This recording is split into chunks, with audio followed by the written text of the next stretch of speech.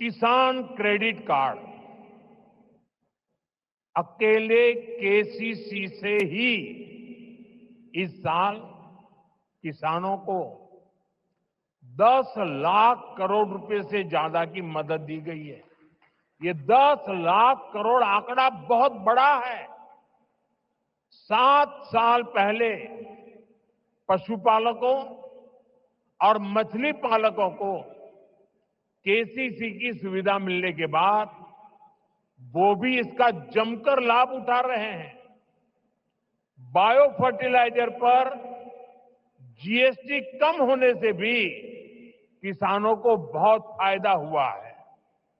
விவசாயிகள் கடன் அட்டை மூலமாக மட்டுமே இந்த ஆண்டு விவசாயிகளுக்கு 10,000 கோடி ரூபாய்க்கும் அதிகமான உதவிகள் அளிக்கப்பட்டிருக்கின்றன.